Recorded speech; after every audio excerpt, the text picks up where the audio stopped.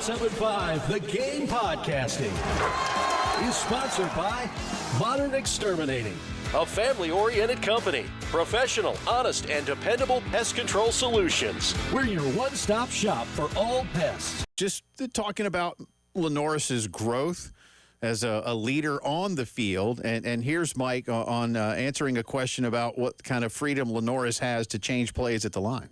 So there's certain plays, yes, sure, like a lot of other quarterbacks in college football, where you give them the option to whether or not it's before the ball is snapped or after the ball is snapped, to run the ball or to hand it off or what have you, change the play. And it's not free reign. It's not every play, but on certain plays where we try to limit it, where we make it a situation where it's pretty clear for him to where he's going to make the right decision. And then, because we want all our guys, especially the Q, especially LaNorris, we want him playing fast. We don't want him having to think about a lot of things. So we want him, whatever those decisions are, we want him to be looks that we've practiced all week, and that he'll make a good decision on Sunday. And he's, as we know, he's very athletic. He's very talented. He's a unique runner as a quarterback, the way he runs. And but main thing is, whether or not it's running the football or throwing it, just continue to make good decisions that keep us on the field to, where we're getting first downs and staying on the field.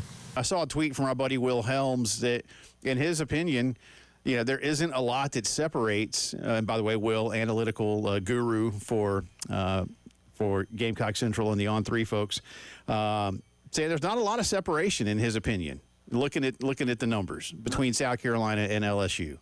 Honestly, I don't think so. I don't think there's a lot either if you look at these two teams. I don't think there is. Now, I think LSU's probably played a little tougher teams. Yeah, and I think they're better on D. Not by a lot. They're a little better on D. Offensively, look, they have a game record. Carolina has a game record. Offensively, neither one of them have established the run. Their quarterback can't run. You know what I feel like almost, and we haven't even gotten into the game, you and I, really gotten into it yet. It almost feels like which offensive line can play better. Right. And which quarterback can play better. Right.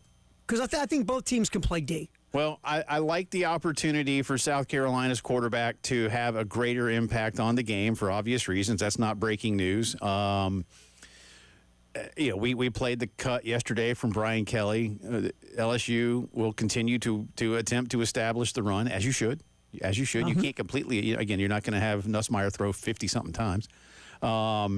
If you do, that's probably good for Carolina. I was going to say, it feels like it'd be advantage Gamecocks if he's winging it like that. Yeah, and in fact, that's one of the things that I've written down. Is there a number of pass attempts where Carolina starts to feel good? Because, obviously, if there's a whole bunch of them, then you're probably playing catch-up, or you've just given up on trying to run the football. Right, and you're really one-dimensional. Right, exactly, which means... But I don't know what that number may be. Is it 40? I would say 40 or above. I can't really see him. I would say 40 or above is a fair number. Yeah.